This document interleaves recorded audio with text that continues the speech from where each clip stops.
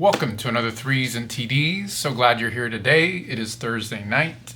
This will be released Friday morning. The NFL season is upon us. So for all of us football fans, this is really exciting. But today we're going to talk about the Carolina Panthers. We're going to talk about the game against Jacksonville on Monday. We're going to talk about the media that happened today. Dave Canales, Brad Idzik, and we're going to talk about a really David Newton from ESPN. But yeah, so Icky, our left tackle, was the only player that didn't look like he was a go.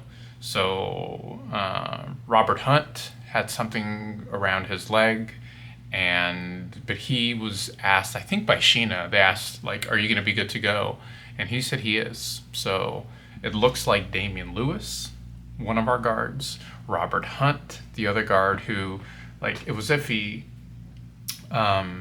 They both look like they're good to go. So that's wonderful news.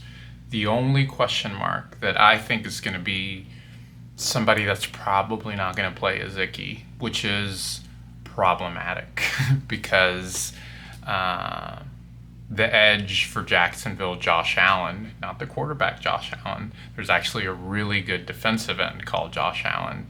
He is going to be ready to feast without our starter there. I know that this fan base has very different opinions about Icky, but Icky is very, very good.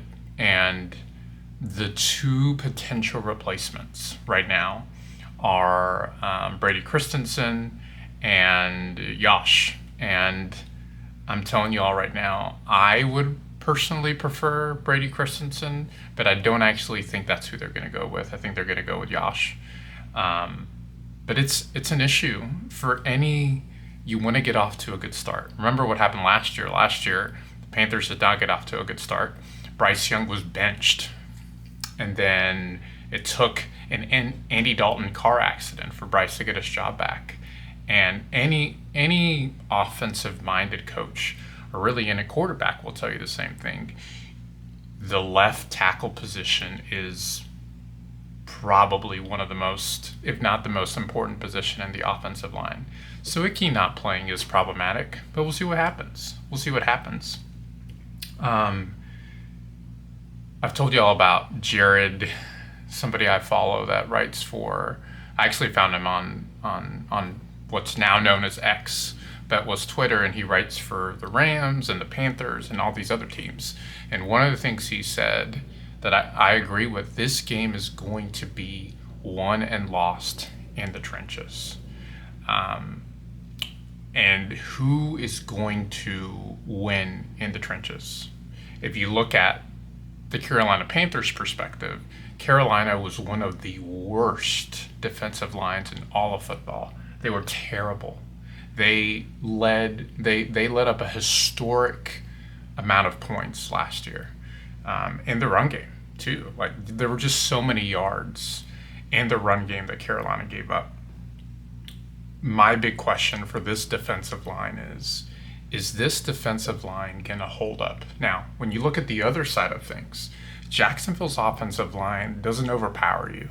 Like, when you look at that offensive line, you're not like, oh my God.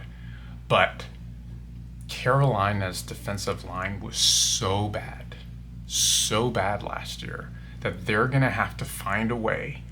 I've said this from day one. All we need for our defensive line is to be average, like anywhere from that 15 to 22 defensive line. Because what happened last year is we were 31st. So all of the draft capital that we have allotted since Dan Morgan has been in charge has been to our offense. Our offense, whether you like it or not, is going to carry us. If our offense doesn't score 21 to 24 points at least every game, we're going to lose every game. So our offense is going to be the strength of our team in lots of ways.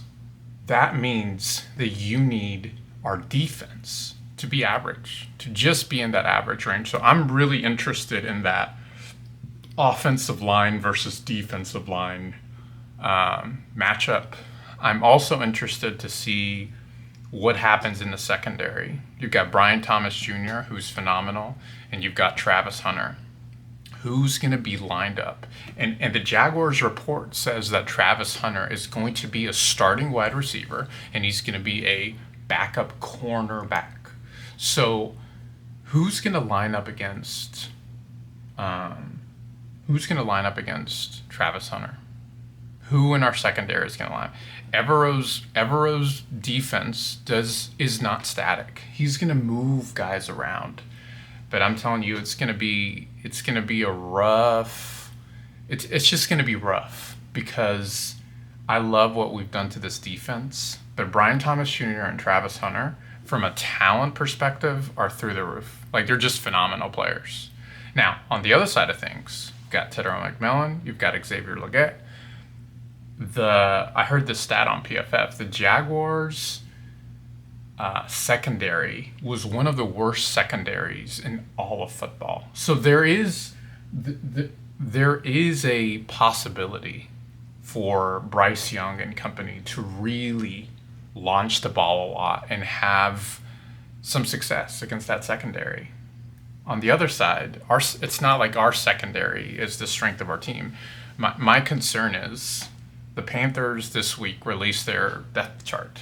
Nick Scott, the free agent, the unsigned, the guy that went undrafted, is our starting cornerback next to Morick.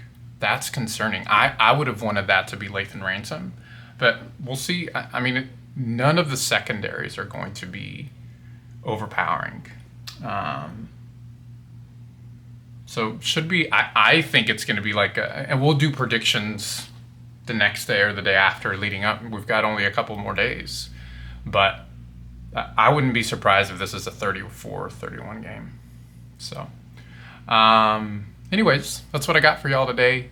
Enjoy football tonight, even though this isn't going to be released till tomorrow, and I'll see y'all in the next one. Bye.